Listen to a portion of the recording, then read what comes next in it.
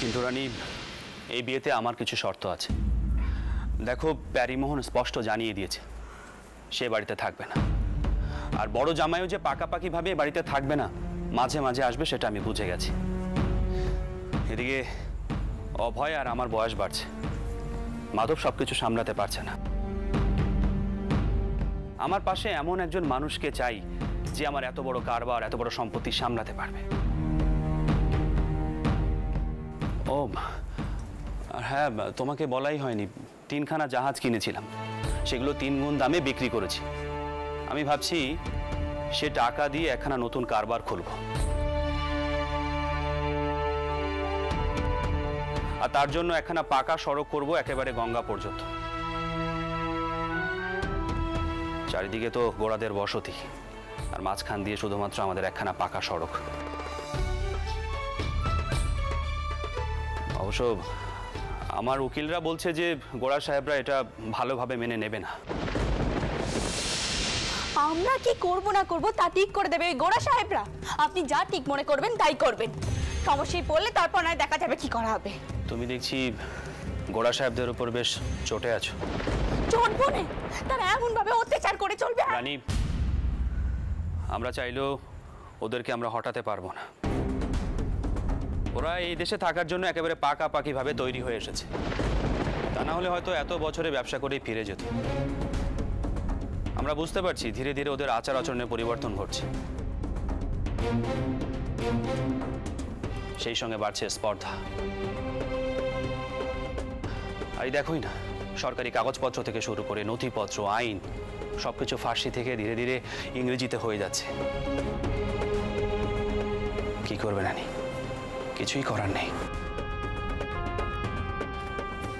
আর এসব কিছুর মধ্যে এই বিশাল সম্পত্তি রক্ষা করার জন্য আমার এমন একজন জামাইকে চাই যে সবসময় আমার পাশে থাকবে। দেখো রানী, মাধব তো আমার নিজের ছেলে নয়, অভয়েরও তো সাহায্যের প্রয়োজন। আমি যদি মাধবকে এভাবে আটকে রাখি তাহলে তো চলে না।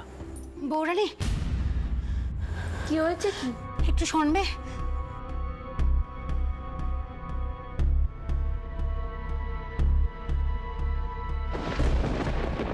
কি হলো? কি দত্তবাড়ির সেই বউকে কোথাও খুঁজে পাওয়া যাচ্ছে না। কি তুমি কি কথা বলছো? আশপাশে ভালো করে খুঁজেছো তো? তো গেল কোথায়? তুমি চলো আমার সাথে, চলো যাই গিয়ে দেখি।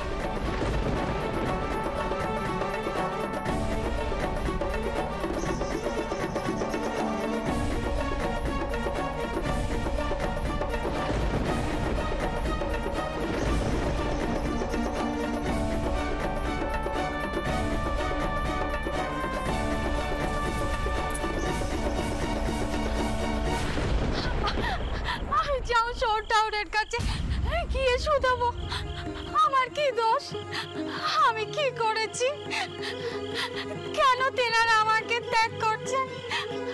আমি তো সব নিয়ম পালন করেছি, সব মার ব্রত করেছি, তাও কেন আমার এমন হাল। আমি যাও তার কাছে। কে ওখানে? কি কাণ্ডি রে বাবা, এত রেতে পাগলের মতন কে ছুটছে কে জানে।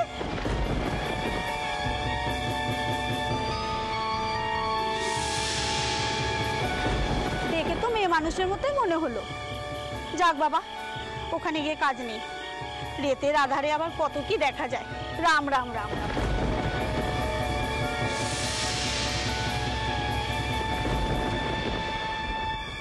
কি মেয়েটা গেল কোথায়? খাবারটা তো খাইনি দেখছি। ও সুমনা দিদি, তুমি একটু আশপাশটা ভালো করে দেখো দেখিনি। মেয়েটার এমনিতে মাথা টিকছিল না, কোথায় যে গেল। বেচারি খুব কষ্ট। ওই গোড়া সাহেবের সব বলে সবে এমন পাপ কাজ কেউ করে? ও সুমনা দিদি, সুমনা দিদি, তুমি আর দাঁড়িয়ে থেকো নে, তুমি যাও না, গিয়ে দেখো নি। আগে করে যাচ্ছি।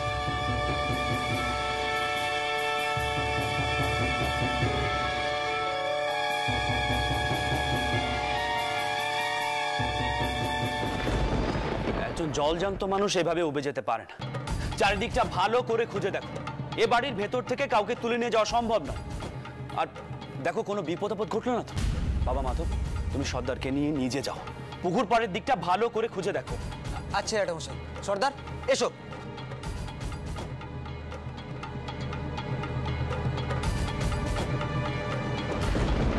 আমার মনে হয় উনি হয়তো নিজেই বাড়ি ছেড়ে চলে গিয়েছেন কাউকে কিছু না জানিয়ে। মানে চলে যাবেন কেন? তিনি তো এখানে দিব্যি নিরাপদেই ছিলেন। বাবা মশাই, আমারও কিন্তু তেমনটাই মনে হচ্ছে। বউটাকে কেউ নিয়ে যায়নি, সে নিজের ইচ্ছেতেই এখান থেকে চলে গেছে।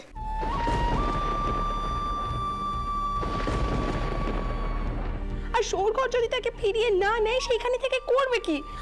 তাই সে নিজের দিশে নিজেই ঠিক করে নিয়েছে। পদ্ম, কি বলছো তুমি? আমি তো কিছুই বুঝতে পারছি না। আমারই দুর্ভাগ্য,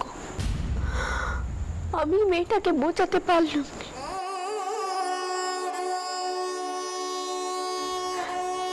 তার পাশে কেউ না থাকলেও, তার সৌরঘরের দরজা বন্ধ হয়ে গেলেও আমি তার পাশে থাকব।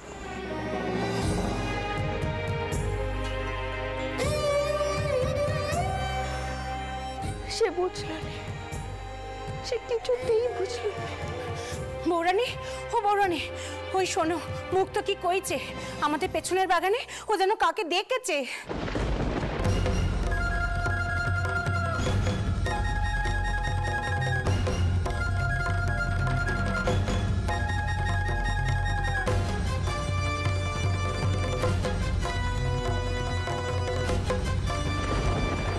আমি কাঠকুটো নিয়ে ফিরছিল, একটা মেয়ে মানুষকে দেখে ঠাউর হচ্ছিল, ডেকেও ছিল, সাড়া দেয়নি।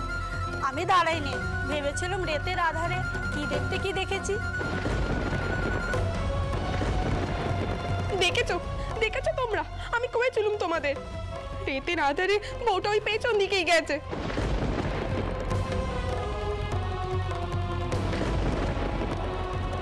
এই ভগবান, এবার কি স্বপ্ন সবে কে জানে। খানিক দূরে তো দিঘি, তারপরে গঙ্গা, জলের তো অভাব নেই।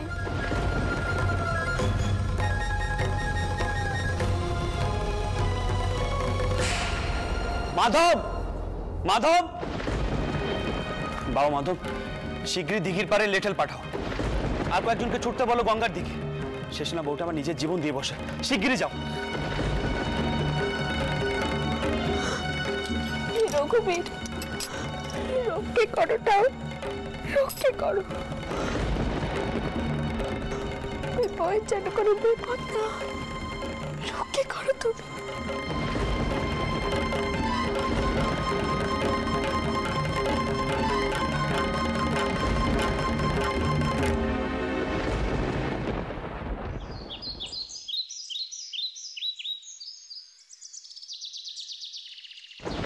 বলি, বউটার কোনো খোঁজ পাওয়া গেল? না বড় মা, আমরা সব জায়গায় খুঁজেছি, জীবিত বা মৃত কোথাও কিছু পাওয়া যায়নি। দিঘিতে জালও ফেলা হয়েছিল কিন্তু কিছু ওঠেনি। ও মা, তবে বউটি গেল কোথায়? সে আবার নিজের বাড়িতে ফিরে যায়নি তো? বৌঠান, আমি নায়েব মশাইকে দত্তবাড়ি পাঠিয়েছি, তিনি হয়তো এক্ষুনি চলে আসবেন।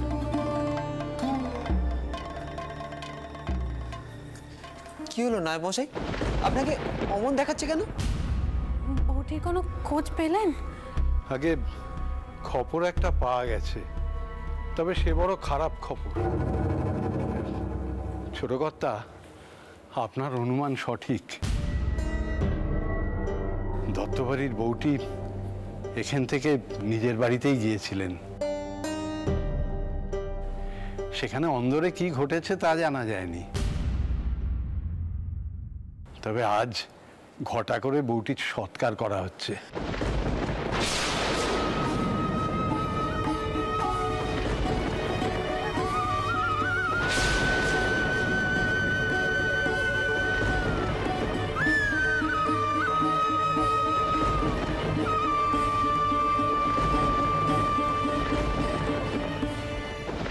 সে কি?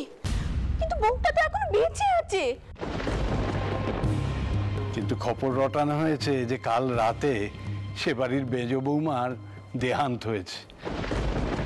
আপনি কি কইছেন নায়েব মশাই? জল যায় তো মেয়েটা এমন ভাবে মারা গেল, এ তো ভারী অদ্ভুত ব্যাপার। ও শোর ঘরের লোক কেউ কথা কইতে চাইল নি, দেখা পর্যন্ত করতে চাইল নি। মেয়েটা শোর ঘরে গেল আর তখনই মারা গেল। না না, এই মেয়ে তো এমনি এমনি ঘটেনি, ওকে হত্যা করা হয়েছে। ও শহর ঘরের লোকেরাই ওকে মেরেছে, আমি অলগ করে কইতে পারি।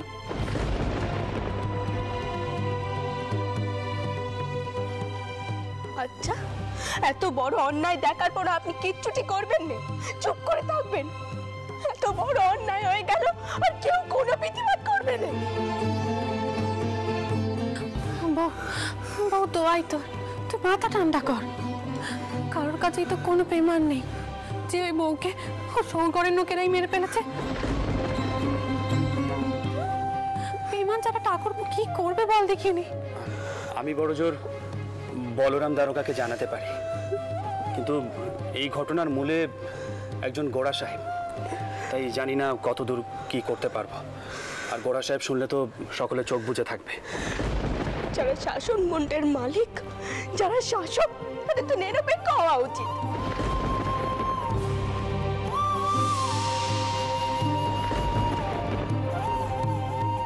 ধনী গরিব এসব বিচার করলে তো চলে রে। তারা যদি ঠিক করে শাসন না করতে পারে তাহলে তারা কিসের শাসক?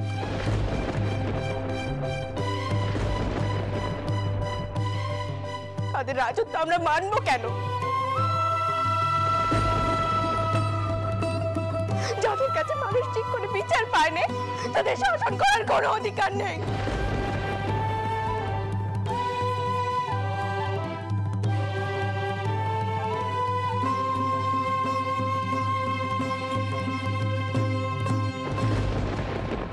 রানী, এসব বলে কোনো লাভ নেই, আমাদের কিছুই করার নেই। আমরা বড় অসহায় সমাজের কাছে, শাসক ব্যবস্থার কাছে।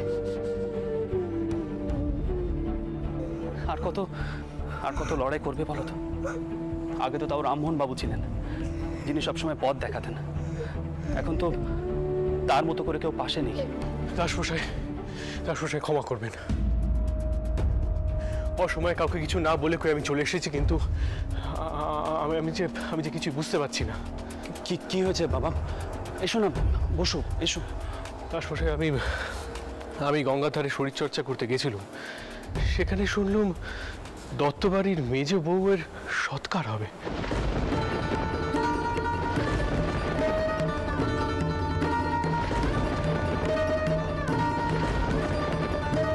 আচ্ছা, উনি তো আপনাদের এই বাড়িতেই আশ্রয় পেয়েছিলেন, তাই না?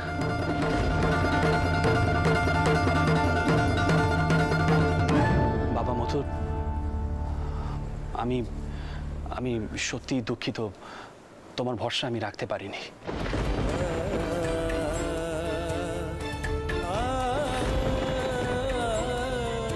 ওই বউটি গতকাল রাতেই আমাদের কাউকে কিছু না জানিয়ে চলে গিয়েছিল শ্বশুর বাড়িতেই। আমি নায়েব মশাইকে সকালে পাঠিয়েছিলাম, শুনলাম সে মারা গেছে।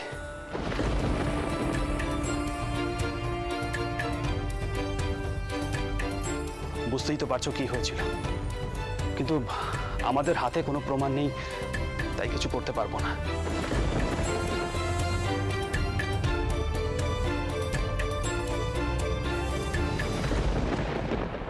আর কতকাল আমরা এমন অন্যায় সহ্য করব?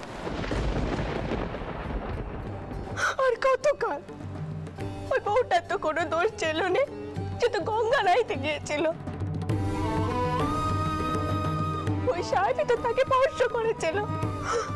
দত্তবাড়ির নেটেলে তো তাকে রক্ষা করতে পারেনি। ওই বউয়ের কি কোনো দোষ ছিল? ওই সাহেব তো কোনো শাস্তি পেলই না, কিন্তু ওই বউকে বিনে দোষে তার জীবন দিয়ে শাস্তি ভোগ করতে হলো। এই অন্যায়, বড় অন্যায়।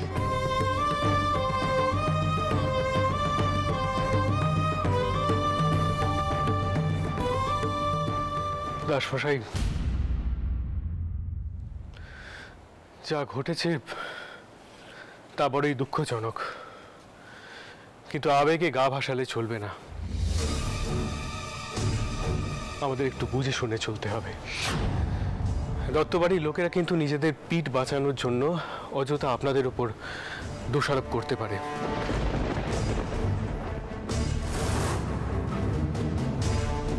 তাই এই নিয়ে বেশি নাড়াঘাটা না করাই শ্রেয়।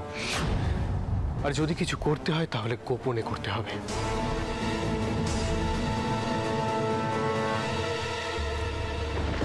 কে কি করবে আমি জানি না, কিন্তু আমি আজ চুপ করে থাকবো না।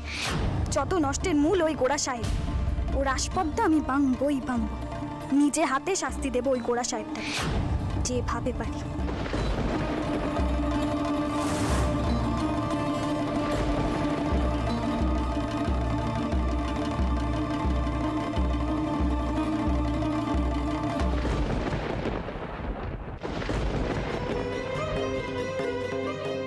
ওই বউটার তো কোনো দোষ ছিল না, সে তো গঙ্গা নাইতে গিয়েছিল।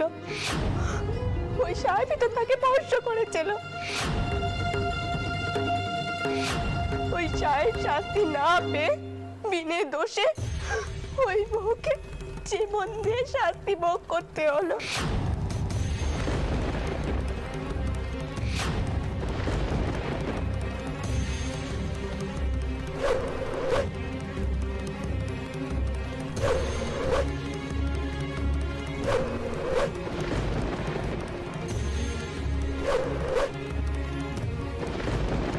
দাদাকে বলি এই ছোট লাঠি কি করে ব্যবহার করতে হয় শিখিয়ে দিতে।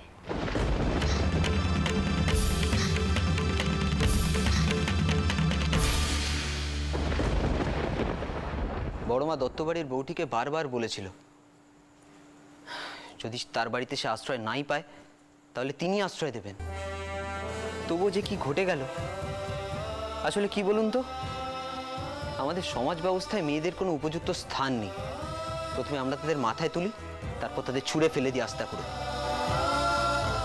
বউটিকে যে ম্লেচ্ছ সাহেব ছুঁয়েছিল, সুতরাং সে অস্পৃশ্য হয়ে গেল। তাকে যে সমাজ ফিরিয়ে নেবে না মথুরবাবু, তাই হয়তো সে এমন কাজটি করে বসেছে। তুমি ঠিক বলেছ মাধব। আমাদের সমাজের মানসিকতার পরিবর্তন যদি না হয়, এমন অনেক মেয়ে বউকে বেঘরে প্রাণ দিতে হবে। মাধব, তুমি মথুরকে নিয়ে ভেতরে এসো। বাবা, তুমি তো কোন সকালে এসেছো, কিচ্ছুটি মুখে দেওয়া হয়নি। চলো, কিছু মুখে দেবে, চলো। আমায় নিয়ে ব্যস্ত হবে না, আমি ঠিক আছে। তা বললে কি চলে বাবা? মাধব, ওকে নিয়ে তুমি ভেতরে এসো।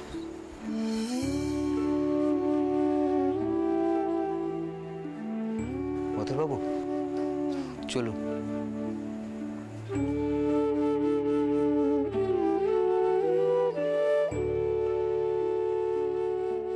দাদা, মথুরবাবু আপনি ভেতরে যান, আমি একটু আসছি।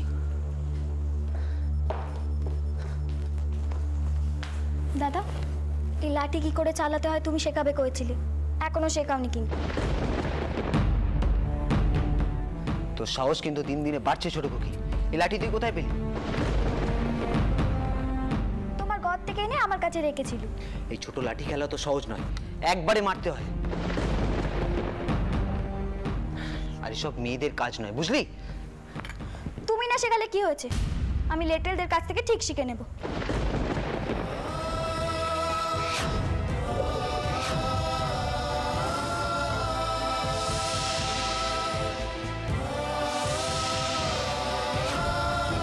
জ্যাঠামশাই ঠগির দল ছোট খুকির গলায় ফাঁস দেওয়ার চেষ্টা করছিল।